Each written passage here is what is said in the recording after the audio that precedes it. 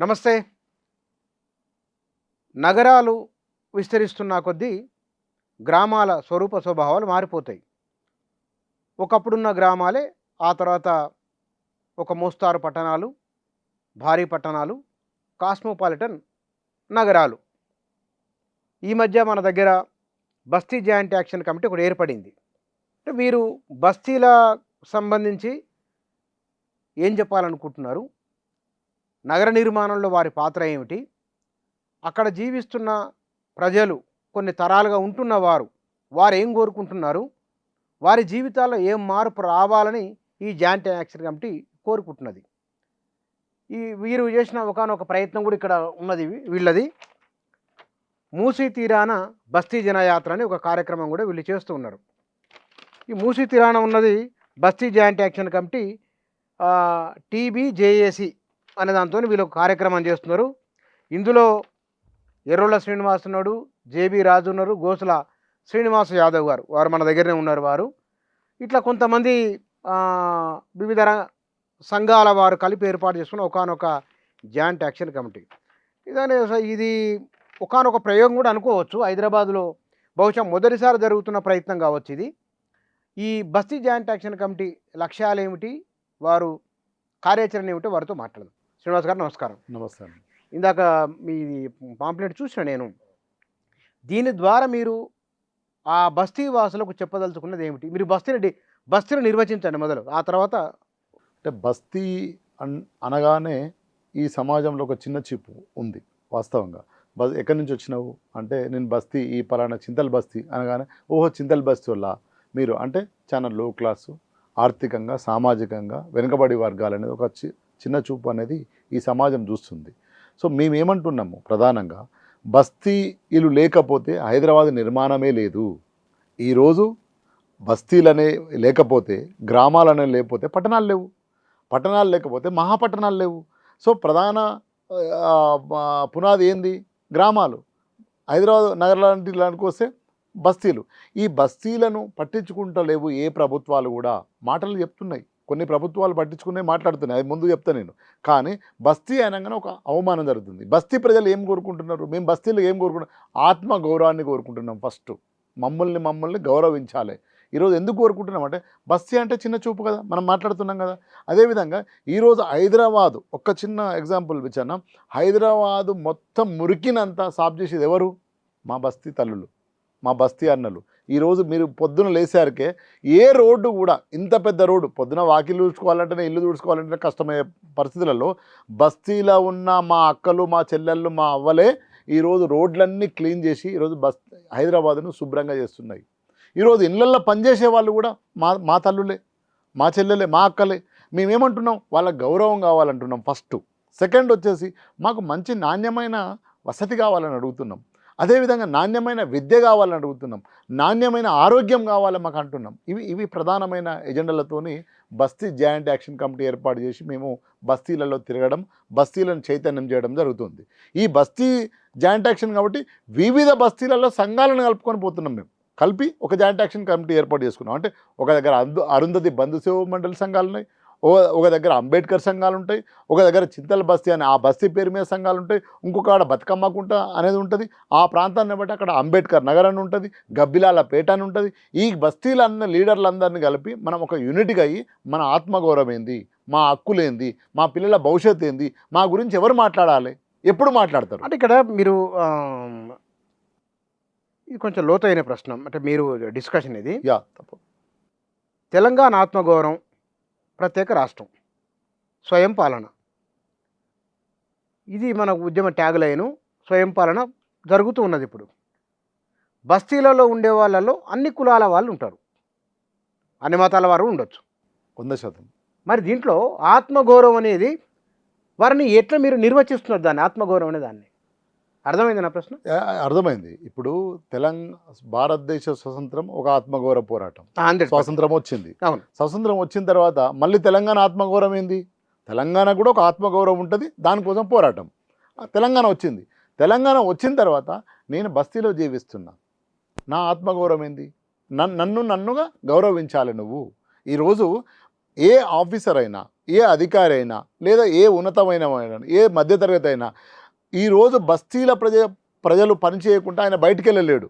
కానీ ఈరోజు బస్తీల వాళ్ళు అనగానే ఒక చిన్న చూపు, ఒక దొంగలుగా లేదంటే ఇంకో విధంగా ఇళ్ళల్లో పనిచేసే మా అక్క చెల్లెళ్ళు ఉంటారు. మీకు తెలియదు బిచ్చన్న, చాలామంది మా అక్కలు మా చెల్లెళ్ళు మా అవ్వలు అవమానాలకు గురవుతారు, దొంగతనాలకు గురవుతారు, కేసులు పెడతారు.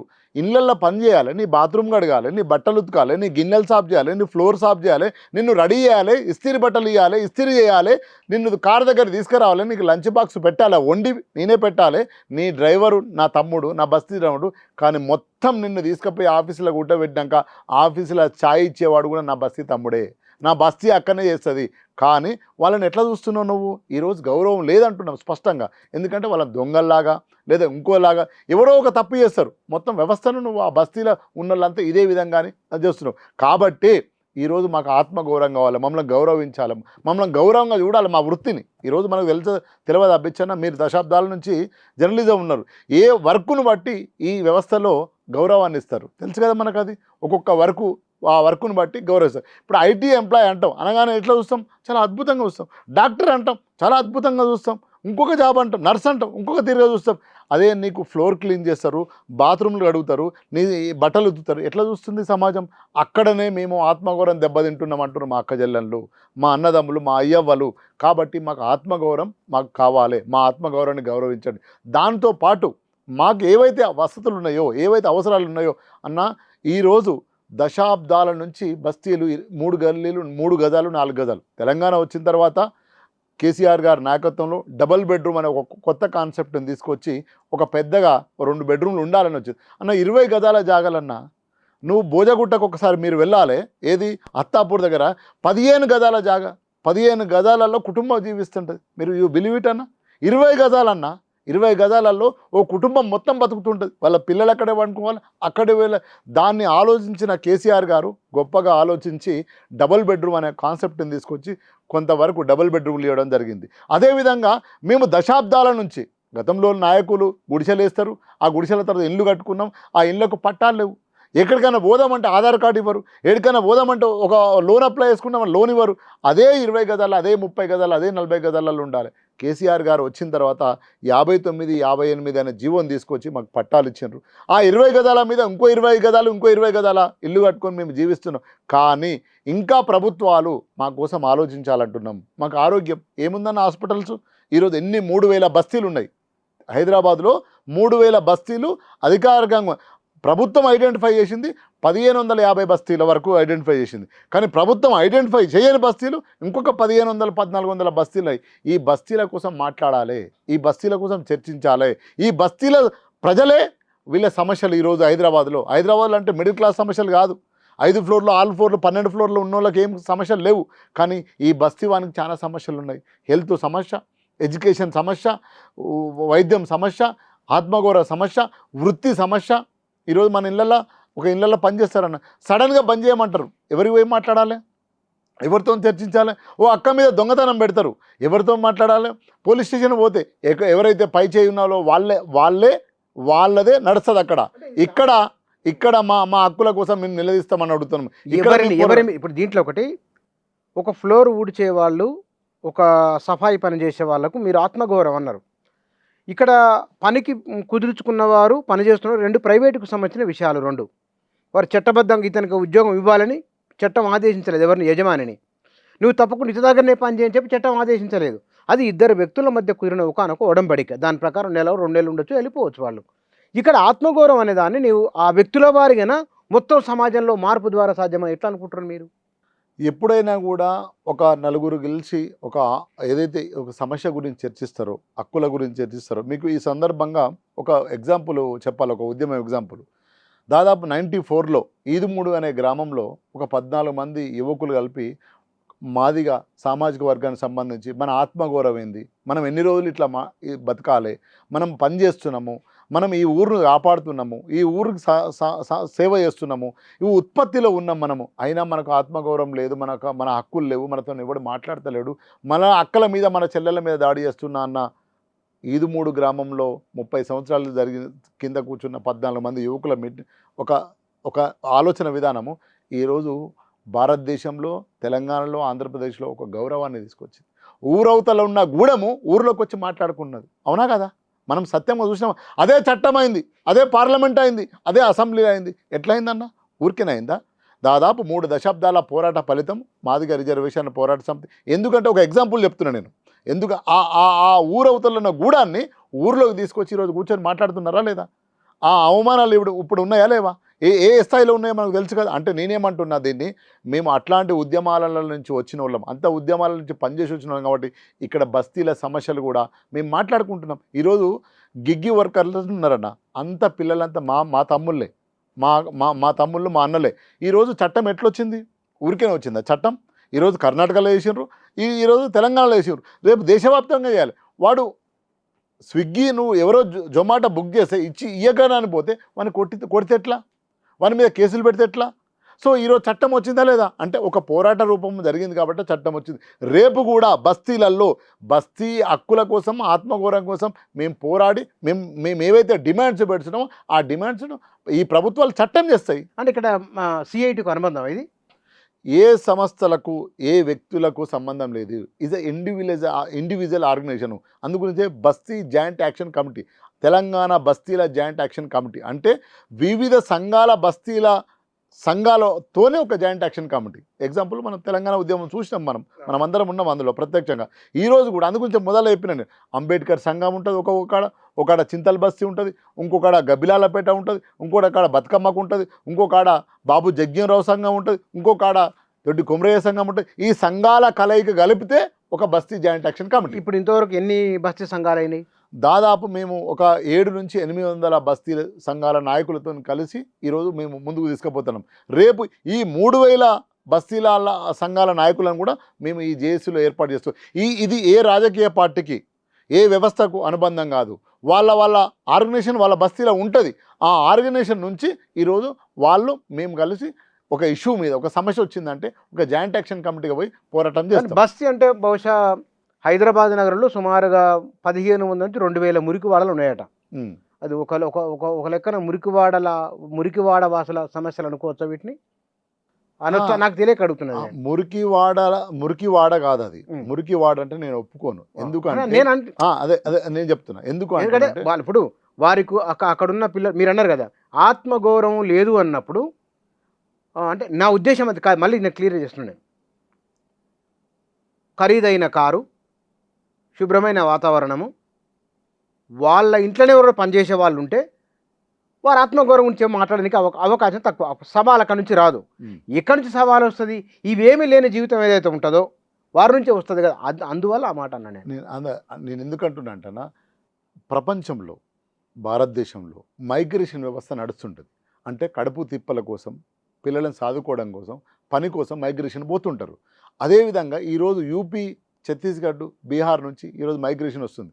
ఇట్లనే గతంలో హైదరాబాదు కోసం వివిధ గ్రామాల తెలంగాణ ప్రాంతం నుంచి కరువు వచ్చినప్పుడు, పని లేనప్పుడు బడుగు బలహీన వర్గాలు హైదరాబాద్కు వచ్చి నిలబడ్డాయి, తలదాచుకున్నారు. ఇక్కడ ఉన్న బస్తీలలో ఉన్న ప్రజలు మొత్తం కూడా ఏ బస్తీలో ఉన్న ఒక ఇంటిని 60-70 సంవత్సరాలకి సంబంధించిన ఒక కుటుంబాన్ని నువ్వు కదిలిస్తే దాని మూలము ఒక గ్రామం ఉంటుంది. ఏదో ఒక గ్రామం నుంచి వచ్చి ఇక్కడ వాళ్ళు బతుకుదెరువు కోసం వచ్చారు. ఆ ఊరును వదిలేయడం అంటే, మైగ్రేషన్ పోవడం అంటే బిచ్చన్న చాలా ఇబ్బంది. అంటే తన జీవితాన్ని, తన మూలాలను వదులుకొని పోతుంటాడు మనిషి. అందుగురించే ఎక్కడికి పోయినా వాడు ఊరి పేరు చెప్పుకుంటాడు. ఒక ఎన్ని సంవత్సరాల దానిక 2-3 జనరేషన్లు, 2-3 తరాల దానికి కూడా మీది ఏ ఊరు అంటే నాది మహబూబ్నగర్ దగ్గర, కొల్లాపూర్ దగ్గర, ముకుడిగుండము, మొలిచింతపల్లి అని చెప్పుకుంటాడు. ఎందుకు చెప్పుకుంటాడు అంటే ఆ స్మెల్ పోదు బిచ్చన్న, ఆ వాసన పోదు, ఆ కడుపు, ఆ పేగు గుంజుతుంటాయి. ఇప్పుడు నేను మాట్లాడతాను, ఐఎమ్ ఫీలింగ్. నువ్వు ఎక్కడ అంటే నా ఊరి పేరు చెప్పుకుంటా, ఇక్కడే సెటిల్ కావచ్చు. అయితే ఎందుకు వచ్చిండు ఇక్కడికి? బతుకు తెరువు కోసం వచ్చిండు. క్లియర్ కదా? బతుకు తెరువుకు వచ్చి ఒక బస్తీలో ఒక 20 గదాలో 30 గదాలో నాయకులు గుడిసెలేసినప్పుడు గుడిసెలేసిండ్రు. మన ముంగట మీరు నేను కలిసి మనం చూస్తున్న ఈ 3 దశాబ్దాలలో కొన్ని వందల బస్తీలు నిలిచినాయి. అట్లాంటి బస్తీలో ఒక గబ్బిలాలపేట. ఈరోజు గబ్బిలాలపేట పరిస్థితి ఏంది? గబ్బిలాలపేట దమ్మాయిగూడ పైన అంబేద్కర్ నగర్, అంబేద్కర్ తర్వాత గబ్బిలాలపేట. అది మేము గుడిసెలేసినాం. ఈరోజు మేము ఫస్ట్ దమ్మాయిగూడ ఒక విలేజ్, అదే ఆ ఊరు నాగారం, దమ్మాయిగూడ అనేది విలేజ్. దానిపైన అక్కడ ఒక కార్పొరేషన్ అయింది కదా, దానిపైన ఒక 90s మధ్యలో 1900 మధ్యలో అప్పుడు లెఫ్ట్ ఏదైతే ఆర్గనైజేషన్లో వరంగల్ జనగాం ప్రాంతం నుంచి అంబేద్కర్ నగర్ అని అక్కడ బస్తీ ఒకటి ఏర్పాటు చేసి అంబేద్కర్ నగర్ అని పెట్టి ఆడ గుడిసెలు వేసి కొంతమంది జనగాం ప్రాంతం నుంచి బచ్చన్నపేట నుంచి వచ్చిన వాళ్ళకు దాని తర్వాత పైన గబ్బిలాలపేట తురుగుండ రామన్న అని ఆడ గుడిసెలు వేసి సో ఈ రోజు అక్కడ డంప్ యార్డ్ వచ్చింది. వాళ్ళ పిల్లలకు 1,00,000 మంది పిల్లలకు స్కూల్ లేదన్నా ఎవరు అడగాలి?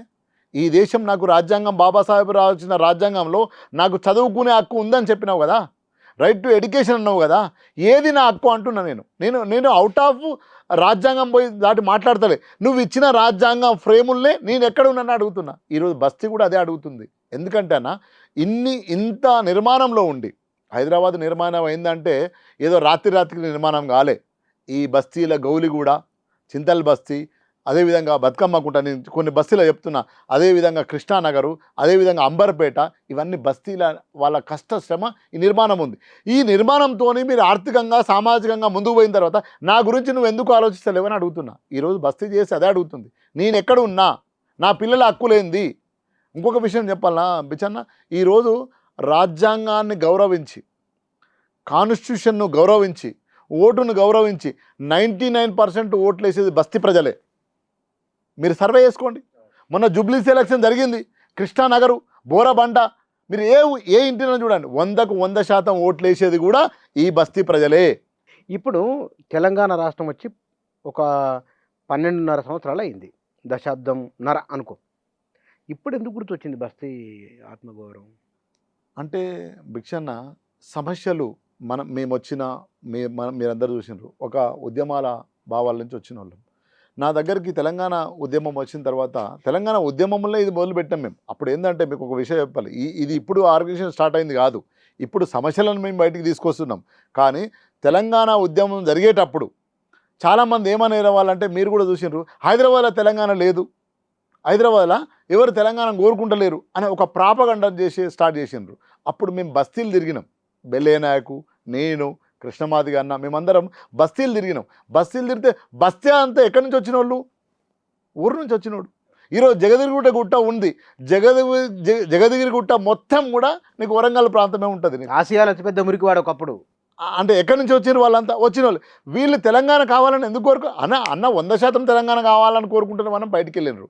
అప్పుడు తెలంగాణ కోసం నిలబడ్డ బస్తీ జేఏసీది ఇది ఈరోజు మొదలైంది కాదు. ఒకటి. రెండో విషయం ఏంటంటే, మీరు వీళ్ళ కోసం మేము ఏమడుగుతున్నాము, తెలంగాణ వచ్చింది, కేసీఆర్ గారు డబుల్ బెడ్రూమ్ కట్టించిండ్రు, 58, 59 జీవో తీసుకొచ్చిండ్రు. ఈరోజు వాటి గురించి మీరు మాట్లాడకుండా మేము ఓట్లేసి గెలిపించాలి మిమ్మల్ని. మేమే 99% ఓట్లు వేసేది, మిడిల్ క్లాస్ వాళ్ళు, అప్పర్ మిడిల్ క్లాస్ వాళ్ళు ఓట్లు వేయరని మనం ఎన్నోసార్లు ఫోటోలు చూసినాం. మేము రాజ్యాంగాన్ని కాపాడాలి, మేము ఓట్లేసి మిమ్మల్ని గెలిపించుకోవాలి, మా గురించి మీరు మాట్లాడరు. ఎందుకు మాట్లాడరు? అందు గురించే ఈరోజు బస్తీ జనయాత్ర అని మొదలుపెట్టినాం. ఎందుకు మొదలుపెట్టినాం? మూసీ పరివాహక ప్రాంతంలో నువ్వు మా ఇల్లు కూల్చేస్తా అంటున్నావు. ఎందుకు కూల్చేయాలి నువ్వు నా ఇల్లు? నేను ఎందుకు కూల్చేయాలి? మనమే చదువుకున్నాం కదా, నాగరికత ఎక్కడ అభివృద్ధి చెందుతుంది అంటే నదుల పక్కన అభివృద్ధి చెందుతుందని మనమే చదువుకున్నాం కదా. అది ఏ నాగరికత మీరు తీసుకోండి ప్రపంచంలో. ఈరోజు మూసీ నది పక్కన ఉన్న 50 గజాల 30 గజాల గుడిసెలను, ఇళ్లను నువ్వు కూల్చేస్తాంటాను అన్న. ఒక్కటి చెప్తాన్నా, ఇల్లు అంటే జీవితం అన్నా. ఇల్లు అంటే 4 సైడ్ 4 గోడలు, ఒక బెడ్రూము, ఒక చిన్న హాలు, చిన్న కిచెను, ఒక బాత్రూమ్ కాదు. జీవిత లక్ష్యం, జీవి ఏదైతే ఉంటుందో ఆ జీవి లక్షణం కూడా ఇల్లే. నువ్వు చూడు, మనం ఊర్ల నుంచి వచ్చినాం, ఏ పిట్టైనా ఈ భూమి మీద పుట్టిన ప్రతి జీవి ఏం కోరుకుంటుంది అంటే ఒక గూడు కోరుకుంటుంది. ఆ గూడు నిర్మించుకున్న గూడును నువ్వు ప్రభుత్వము వాళ్ళతో మాట్లాడకుండా, వాళ్ళతో చర్చించకుండా, వాళ్ళతో డైలాగ్ చేయకుండా రాత్రి వచ్చి నువ్వు బుల్డోజ్ చేస్తా అంటే ఎట్లా? ఎవరు నువ్వు? ఎక్కడి నుంచి వచ్చినావు? నేను ఈ రాజ్యాంగం ఫ్రేమ్లో లేనా? నువ్వు నాతో మాట్లాడావా? నీ 2013 భూసేకరణ చట్టం నాతో మాట్లాడమని చెప్పింది కదా పార్లమెంటులో. డాక్టర్ బిఆర్ అంబేద్కర్ రాసిన రాజ్యాంగం ద్వారా పార్లమెంట్ వ్యవస్థ ఏమన్నది? నాతోని మాట్లాడిన తర్వాత నా ఇల్లు కూల్చమన్నది, నా భూమిని కూల్చుకోమన్నది, నా చింతపలక చెట్టు తీసుకోమన్నది, నన్ను చింత చెట్టు తీసుకోమన్నది. నువ్వు నాతో మాట్లాడకుండా రాత్రి వచ్చి రెడ్ మార్క్ వేసి ఎట్లా పోతావు అంటున్నా. ఏడికి పోవాలి నేను? రాత్రి గూడు చెదురితే ఏడికి పోవాలి? అదే కదా ఈరోజు వెలుగుమట్ల, అదే కదా లగాచర్ల, అదే కదా మూసీ ప్రాంతము. ఎందుకు మాట్లాడవు నువ్వు? నేను ఈ దేశంలో పౌరుడిని కాదా? ఈ దేశంలో సిటిజన్ కాదా? నేను ఓటు వేయలేదా? నా హక్కు లేదా అని అడుగుతున్నాం బస్తీ జేఏసీ నుంచి. ఎందుకు మూసీ జనయాత్ర మొదలుపెట్టినామంటే ఆ మూసీ ప్రాంతాన మొత్తం బస్తీలు ఉన్నాయన్న. ఇది ఈరోజు నిన్న మొన్న అయిన బస్తీలు కదన్నా, 6, 7, 8 దశాబ్దాల నుంచి ఉన్నాయి. మీరు ఒక్క తల్లి పోయి అడగండి చాదరగట్ల, 70 ఏళ్ళు బిడ్డ నేను ఉండబట్టి నా వయసు 85 ఏళ్ళు అని చెప్పింది. అంటే దీంట్లో 2 కారణాలు. ఒకటి, మనుషుల ఆత్మగౌరవం ఇల్లుతో కూడా ముడిపడి ఉంటుంది, గౌరవప్రదమైన జీవితంతో కూడా ముడిపడి ఉంటుంది, కాదనేది లేదు. అవును, ఆరోగ్యం పైన కూడా ముడిపడే ఉంటుంది. అది మూసీ పరివాహక ప్రాంతాల్లో జీవిస్తున్న వారికి రకరకాల రోగాలు వస్తున్నాయి. కలుషితమైన నీళ్లు రావడం, విపరీతంగా దోమలు ఉండడం, ఆ వాతావరణం బాగలేక ఎదిగే పిల్లలపైన కూడా ప్రభావం ఉండడం. ఉదాహరణకు మూసీ నీళ్ళతో పండిస్తున్న కూరగాయలు తినడం వలన, ఆకుకూరలు తినడం వలన మనిషి శరీరంలో కూడా ఆ రోగ క్రిమి కీటకాలు వస్తున్నాయని చెప్తున్నారు. అటువైపు నుంచి వస్తున్న ఒక ఆర్గ్యుమెంట్, ప్రజలు కొన్ని తరాలు నిరంతరాయంగా మురికిలో బతకడం ఎందుకు, వారిని శుభ్రమైన వాతావరణంలోకి మారుస్తామని అంటున్నాం కదా, దీన్ని కొందరు మిస్గైడ్ చేస్తున్నారని అటువైపు నుంచి వస్తున్న ఒక వాదన. ఒకటి బిచ్చన్న, ఏ కుటుంబం కూడా, ఏ జీవి కూడా, ఏ జీవితాలు కూడా మమ్మల్ని బాగు చేస్తామంటే వద్దని ఎవరు కోరుకోరు. మాకు మంచి ఇల్లు ఇస్తా, నువ్వు ఇప్పుడు కేసీఆర్ గారు డబుల్ బెడ్రూమ్ కట్టిండ్రు, ఇస్తా అంటే పోలేదా? పోయిండ్రు కదా. నువ్వు శంకర్ ఘాట్లో కూల్చినావు, నువ్వు ఇల్లు ఇవ్వలేదు కాబట్టి తిరుగుబాటు చేసిండ్రు. నేనేమంటున్నా, నువ్వు ఇల్లు ఇచ్చి నాకు మంచి ఆరోగ్యాన్ని ఇచ్చి, నా పిల్లలకు మంచి చదువునిచ్చి, నాకు అక్కడ పని కల్పిస్తే నేను ఎందుకు పోనన్నా? పోతా. కానీ ఇక్కడ ఏంటంటే నన్ను నువ్వు తీసుకుపోయి ఎక్కడో ఊరవతల పడేస్తా అంటే పని ఎట్లా? హైదరాబాద్ ఎందుకు వచ్చినాం? బస్తీలో ఎందుకుంటున్నాం? బస్తీలో పని కోసం ఉంటున్నాం. నువ్వు అది ఆలోచించాలి. పని చేయకపోతే వాడు ఎట్లా బతకాలి? చాదర్గట్టులో, లేదంటే మలక్పేటలో, లేకపోతే కిందికి పోయినాక శంకర్ఘట్లో ఎందుకుంటుర్రు? మీరు అన్నారు మంచి జీవితాన్ని ఏ తల్లిదండ్రులు కోరుకోరు? ఎందుకు వందలాది వేలాది కిలోమీటర్లు ప్రయాణం చేసి ఈరోజు హైదరాబాద్కి వచ్చి తలదాచుకుంటుర్రు? మంచి జీవితం గడపాలనే కదా, మంచి పిల్లలకు మంచి అవకాశాలు ఇవ్వాలనే కదా, మంచి తిండి తినాలనే కదా, పని కావాలని వచ్చిండు కదా. నువ్వు పని కల్పించే ప్రాంతంలో పెట్టు. మేము మూసీ సుందరీకరణకు, మూసీ అభివృద్ధికి ఈ బస్తీల జేఏసీలు, బస్తీల ప్రజలు, బస్తీ జాయింట్ యాక్షన్ కమిటీ వ్యతిరేకం కాదు. నువ్వు మలకపేట ఇల్లు తీస్తున్నావు, పక్కన రేస్ కోర్టు ఉంది, అడో 50 ఎకరాలు ఉంది, ఓ 10 ఎకరాల కట్టు, 50 ఫ్లోర్ల బిల్డింగు. కోకాపేటలో కడుతున్నావు కదా, అదే టెక్నాలజీ ఇక్కడ వాడు. ఎందుకు వాడవు? కట్టి మమ్మల్ని అక్కడ పంపించు అన్న. ఇల్లు అంటే అక్కడ పని కూడా. అంటే ఇప్పుడు మలక్పేట రేస్ కోర్టులో పేదవాళ్ళకి ఇల్లు కట్టాలంటారా? నేనేమంటున్నారు, అది ఖాళీగానే ఉంది, రేస్ కోర్స్ గ్రౌండ్ ఖాళీగానే ఉంది. ఆ పక్కన పోలీస్ లైన్ ఉంది, అబర్పేట్ల, ఆడో 100 ఎకరాలు ఉంది, 10 ఎకరాలు నా కోసం కట్టేయమంటున్నా. తప్పేముందల్లా? ప్రజల కోసమే కదా.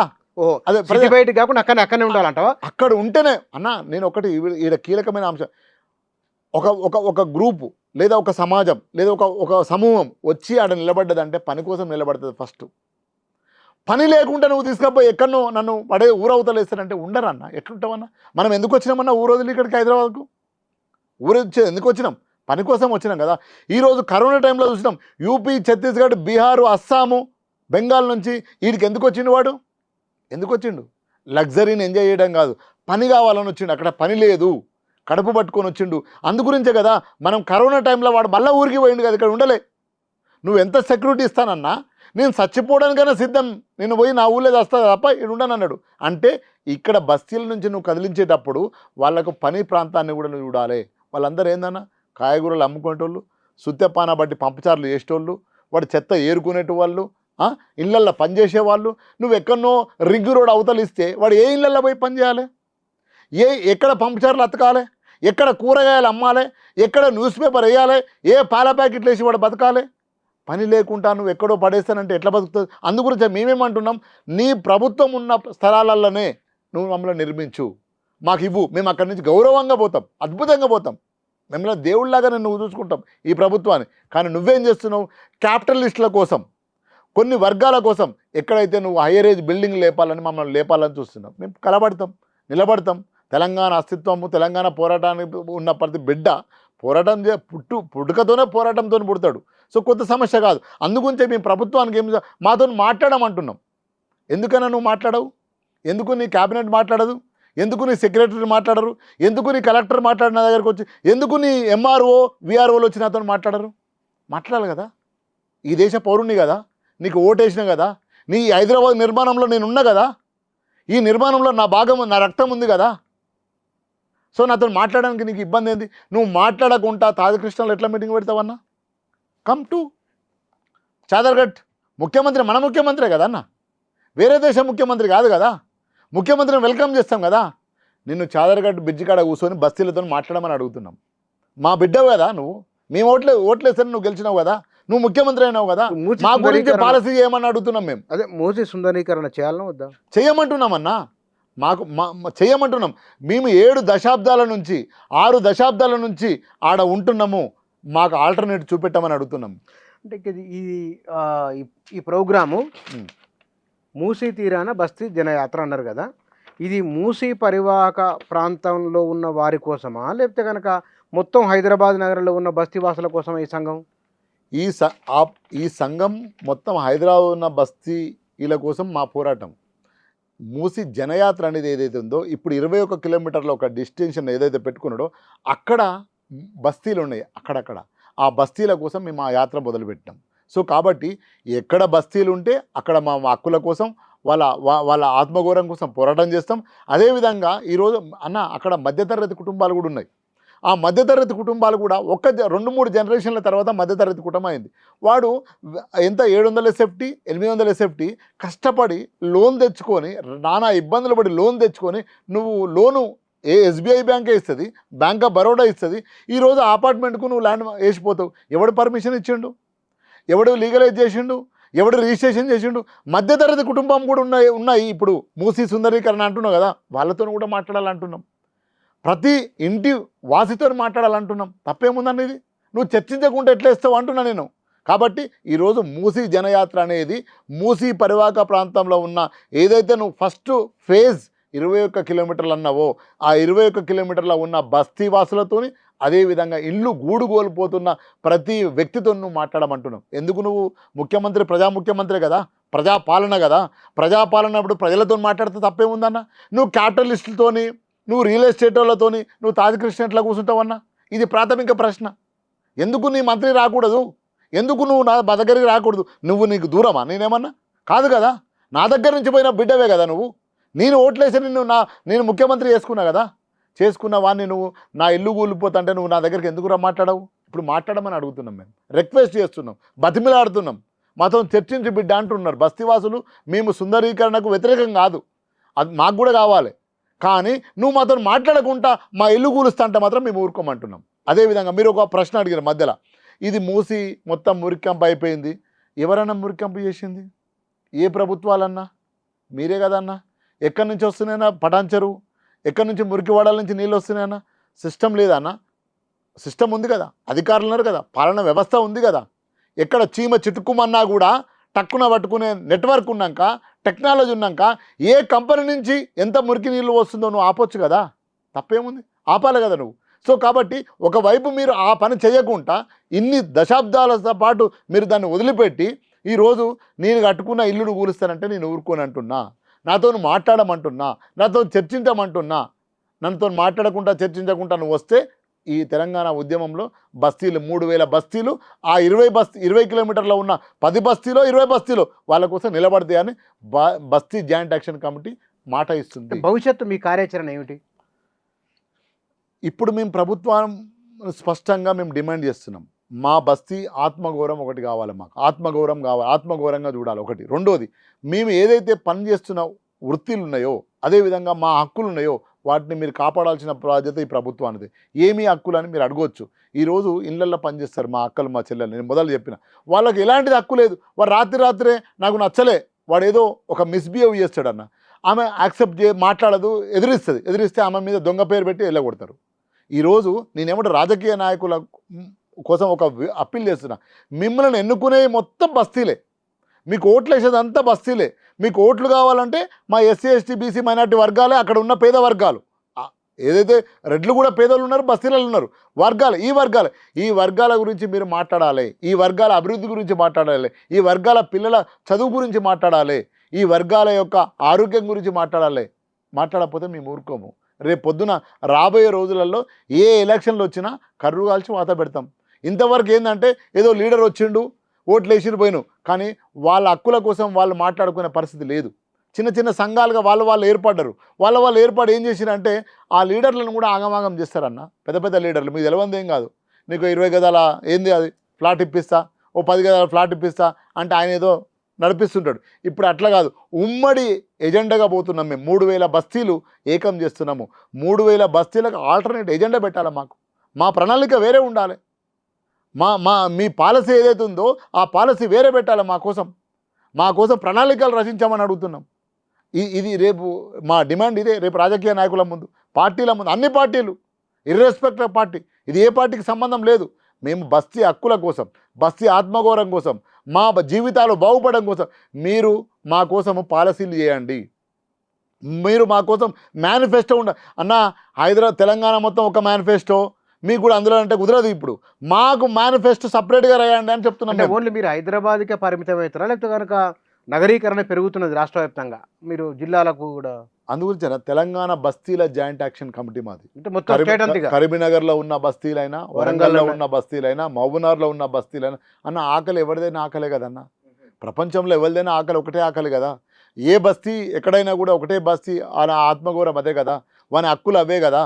వాని విద్య, పని, ఇంత ఆరోగ్యము, చిన్న గూడు, ఆ గూడుకు ఒక పట్ట, ఇవే అడుగుతాడు. నేనేమో 1000 ఎకరాలు 2000 ఎకరాలు మాకు ఏదైతే క్యాపిటలిస్ట్ వచ్చి ఈడ 100 ఎకరాలు ఇస్తామని అడగడు. ఆ 40 గదాల ఉన్న జాగాకు ఒక పట్టా ఇస్తే నేను పోయి లోన్ తెచ్చుకొని కిందో పోరడు పైనో పోరడు ఉంటామని అనుకుంటారు అంతే. అంతకన్నా మించి ఏముండదు కదా. ఈ 4-5 డిమాండ్లే కదా అడిగేది. అది నీకు సేవ చేస్తూ, నీకు 24 గంటలు నీ కోసం పనిచేస్తూ. ఎవరన్నా పనిచేసేది? ఎవరు పనిచేసేది? ఈ బస్తీ ప్రజలే కదా. ఈ పేద బడుగు బలైన వర్గాలు, ఈ వర్గాలే కదా పనిచేసేది. వీళ్ళ కోసము రాజకీయ నాయకులు, రాజకీయ పార్టీలు ఆలోచించలేదు. ఇప్పుడు ఆలోచించాలి అంటున్నాం మేము. ఎప్పుడైనా కూడా అన్న ఏ ఉద్యమం కూడా ఈ హక్కుల కోసము, ఆత్మగౌరవం కోసం పోరాటం చేసిన తర్వాతనే రాజకీయము, రాజ్యము మాట్లాడుతుంది. అంతవరకు మాట్లాడదు. ఎందుకు మరి ఈ బస్తీలు? ప్రతి బస్తీకి మీరు మైకు పట్టుకొని పోండి, ఇదే మైక్ టీవీ మైక్ పట్టుకొని పోండి, సమస్యలు వర్ణాతీతం. ఎందుకు మరి 75 సంవత్సరాలు వచ్చింది కదా స్వతంత్రము, ఎందుకు మాట్లాడలేదు? అంటే మీరు రాజకీయ పార్టీలు ప్రధాన ఎజెండా చేయబోతున్నారు దీన్ని? 100 రాజకీయ పార్టీలు రేపు ఏ పార్టీ అయినా 100% వాళ్ళ ప్రధాన ఎజెండా కావాలి. ఎందుకంటే ఈరోజు హైదరాబాద్లో ఏది జరిగితే గ్రామాలలో అది జరగబోతుంది రేపు. ఇక్కడ అందుగురించే నేను ఈ విషయంలో కేసీఆర్ గారిని, అదేవిధంగా కేసీఆర్ ప్రభుత్వాన్ని అప్రిషియేట్ చేయదలుచుకున్నాం. ఎందుకంటే అన్న 59-58 జీవో తెచ్చన్న, అది సింగరేణిలో కావచ్చు, 60 గదాలు 70 గదాలు ఉన్న పట్టా వచ్చిందన్న. పట్టా జీవితకాల పోరాటం కదా అన్న. పట్టా కోసమే కదా ప్రాణాలు, భూమి కోసమే కదా. అది మహాభారతం నుంచి మావోయిస్టు ఉద్యమం వరకు దేనికోసం పోరాటం? భూమి అల్టిమేట్గా. అది ఎన్ని గదాల భూమి అనేది చర్చ కాదు ఇక్కడ. 60 గదాలు కావచ్చు, 20 గదాలు కావచ్చు, గట్టి పంచాది కావచ్చు. ఒక్క తల్లి రొమ్ము పాలు తాగినోళ్ళు కూడా, నేను ఒక తల్లి రొమ్ము పాలు తాగుతాము, నువ్వు ఎంగిల్ అవ్వ తాగినాక నేను తాగుతా, అయినా కూడా ఏడవుతుందన్న మన పంచాది గట్టిగానే కదా.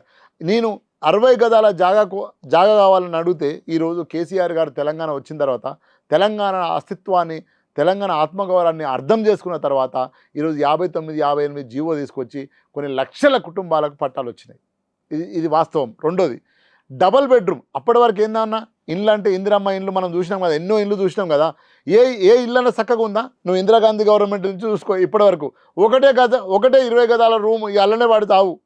కానీ కేసీఆర్ గారు వచ్చినాక ఒక కొత్త లైన్ క్రియేట్ చేశారు. డబల్ బెడ్రూమ్ అంటే 2 గదులు ఉండాలి, ఒక బాత్రూమ్ ఉండాలి, చిన్న కిచెన్ ఉండాలి అనేది ఆలోచించి. సో అట్లనే రేపు కూడా మా బస్తీ ప్రజలకు ఏదైతే అందరు బిలో ప్రాపర్టీ కదన్న, బీపీఎల్ కార్డే కదా, అందరు వైట్ రేషన్ కార్డే, అందరు రేషన్ తీసుకుంటారు. వీళ్ళ కోసం మీరు పాలసీలు చేయండి, వీళ్ళ కోసం ప్రణాళికలు చేయండి, వీళ్ళ కోసం మీ మేనిఫెస్టో రాయండి అంటున్నాం మేము. మేనిఫెస్టో రాయాలి. బస్తీల కోసం ఆల్టర్నేట్ మేనిఫెస్టో ఉండాలి. రైతుల కోసం ఒక మేనిఫెస్టో ఉంటుంది కదా, నిరుద్యోగుల కోసం మేనిఫెస్టో ఉంది కదా. మరి బస్తీల కోసం డిమాండ్ ఏది? బస్తీల నీ మేనిఫెస్టోలో ఏముంది? నా గురించి నీ మేనిఫెస్టోలో ఉండాలి. ఈ హైదరాబాదు ఆదాయం అంటున్నావు కదా, హైదరాబాద్ ఆదాయం ఎక్కడి నుంచి వస్తుంది? నేను పనిచేస్తే వస్తుంది. నీ ఇల్లు కడితే నీకు రిజిస్ట్రేషన్ అవుతుంది, నీకు దాంట్లో నుంచి పర్సంటేజ్ వస్తుంది, దాంట్లో నుంచి ట్యాక్స్ వస్తుంది. రోడ్ల మీద కార్లు ఎట్లా ఉరుకుతున్నాయి? తెల్లారు లేవగానే మీరు అన్న మీరు ఇంటర్వ్యూ చేయాలి వాళ్ళని ప్లీజ్. నేను ఐఎమ్ రిక్వెస్ట్ యూ. ఎందుకంటే అన్న వర్షం పడుతుంటుంది అన్న, మనం పోతుంటాం, మా అవ్వలు మా అక్కలు మా చెల్లెళ్ళు ఆ ప్లాస్టిక్ కవర్లు కప్పుకొని రోడ్లు ఊడుస్తారన్న. ఎప్పుడు నాగిరన్న కరోనా టైంలో అన్న, కరోనా టైంలో మీరు ఎవరు బయటకు వెళ్ళలే అన్న, మా బస్తీలో ఉన్న మా అక్కలు మా చెల్లెళ్ళు మా వాళ్ళు మీ చెత్త ఎత్తేసిండ్రన్న. మా గురించి ఎందుకు మాట్లాడారన్న? ఎందుకు ఆలోచించారన్న? ఏం పోతుందన్న మీకు ఆలోచిస్తే? ఎందుకు మేము మేము ఈ ప్రభుత్వం ప్రణాళికలో ఉండకూడదు? మీ మీ మీ మేనిఫెస్టోలో నా బస్తీ మేనిఫెస్టో ఎందుకు ఉండకూడదు? నీ పాయకాన్ని ఎవరికి అడుగుతాడన్నా? నీ మురికిపోయిన బట్టలు ఎవరికి అడుగుతారన్నా? నీ చెత్తను అర్ధ గంట సేపు బయట లోపల ఉంచుకోవన్నా, నీ హాల్లో కిచెన్లో తీసుకొచ్చి బయట పెడతావు. ఎవరు ఎత్తుకపోతారన్నా? పొద్దుగాల వచ్చి ఎవరు ఎత్తుకపోతారు? నా బస్తీ మా అన్న మా అక్క మురికి ఆ వాసన. ఒక్కసారి లారీ మన పక్క నుంచి పోతుంటేనే మనం బండి మీద పోతుంటే మూతి ముడుచుకుంటామన్నా. అదే లారీ 24 గంటలు ట్రావెల్ చేస్తాడు కదన్నా, తీసుకుపోయి డంప్ యార్డ్లో కొట్టాలి కదన్నా, ఆ చెత్త ఎత్తుకురావాలి కదన్నా. ఈ ప్రాసెస్ అంతా చేసేటోళ్ళు ఎవరన్నా? నా బస్తీలో ఉన్న నా ప్రజలు, మా అక్కలు మా చెల్లెళ్ళు మా అన్నలు మా అయ్యలు మా అవ్వలు మా తమ్ముళ్ళు. వాళ్ళ కోసం నువ్వు నీ మేనిఫెస్టో ఉంది కదా, నీ పార్టీ మేనిఫెస్టోలో నా గురించి నువ్వు రాయి. ఏం చేస్తావో చెప్పు. చెప్పకపోతే మేము ఊరుకోమంటున్నాం. ఇప్పుడు నువ్వు మా గురించే కదన్నా, మేము ఓట్లు వేస్తున్నాం కదన్నా. మేము ఓట్లు వేస్తలేమా? నేను ఎన్నుకుంటలేమా? ఎందుకు మరి నా గురించి నువ్వు మాట్లాడవు? ఎందుకు నా గురించి నువ్వు ఆలోచించవు? ఆలోచించమని అడుగుతున్నాము, ఆలోచించమని బతిమలాడుతున్నాము, రిక్వెస్ట్ చేస్తున్నాము. రిక్వెస్ట్ చేసి రేపు డిమాండ్ కూడా చేస్తాం, రేపు రోడ్డు మీద కూడా వస్తాం. మేము ఒక్క నిమిషం అన్న, ఒక్కరోజు కనుక మేము బస్తీ ప్రజల బయటికి వెళ్ళకపోతే అన్న, ఈ హైదరాబాద్ ఎట్లుంటుందో మీకు తెలుసు అన్న. ఒక రోజు ఊహించుకోగలుగుతారా అన్న? ఊహించుకోగలుగుతారా అసలు? నీళ్ళు వస్తాయా మీకు? ఈ ఈ ఈ ఈ ఈ పరిపాలించే నాయకులకు కావచ్చు, హైదరాబాద్కు నీళ్ళు వస్తాయా? బండ్లు బయటికి వెళ్తాయా అన్న? చెత్త బయటికి పోతుందా అన్న? నీకు పాల ప్యాకెట్ వస్తుందా? నీ డ్రైవర్ వస్తాడా? ఎవరు వీళ్ళంతా? నా బస్తీ వాళ్ళే. మా కోసం ఆలోచించమని అడుగుతున్నాం, మా కోసం రాయండి అని అడుగుతున్నాం, మా కోసం ప్రణాళికలు చేయండి అని అడుగుతాం. మీ మేనిఫెస్టోలో మా గురించి డిమాండ్లు పెట్టమని అడుగుతున్నాం, మాకు న్యాయం చేయమని అడుగుతున్నాం. మమ్మల్ని కాపాడుకోమనే బాధ్యత ఈ ప్రభుత్వానికి అని మేము డిమాండ్ చేస్తున్నాం, రిక్వెస్ట్ చేస్తున్నాం, బతిమలాడుతున్నాం. థ్యాంక్ యూ అండి. వాస్తవానికి బస్తీవాసుల సమస్యల గురించి పేరు మారిండవచ్చును కానీ కొన్నాళ్ళుగా మాట్లాడుతున్నది పేదల గురించి. పార్టీలు పదే పదే చెప్తున్నది లేదా ప్రవేశపెడుతున్న స్కీములు పేదల గురించి. కానీ పేర్లలో కాస్త మార్పులు ఉండొచ్చునేమో కానీ జీవితంలో రావాల్సిన మౌలికమైన మార్పు ఏది రావాలనో అది రాలేదు అనేది వారి మాటల ద్వారా అర్థమవుతున్నది. ఒకటి. రెండవది, మూసి తీరమనే కాదు, బస్తీలలో నివసిస్తున్న ప్రజల వారు ఎదుర్కొంటున్న సమస్యలకు పరిష్కారం ఏమిటి, అందులో ఆత్మగౌరవంతో కూడిన పదం కూడా వారు చెప్తున్నారు. అంటే చేసే పని పట్ల గౌరవం ఉండాలి, ఆ పని తీసుకునేవారు వారిని గౌరవించాలి. ఇది గౌరవము ఆర్థికము ఈ రెండు అంశాలకు సంబంధించిన జమిలీ పోరాటం తమదని వారు చెప్తున్నారు. Thank you.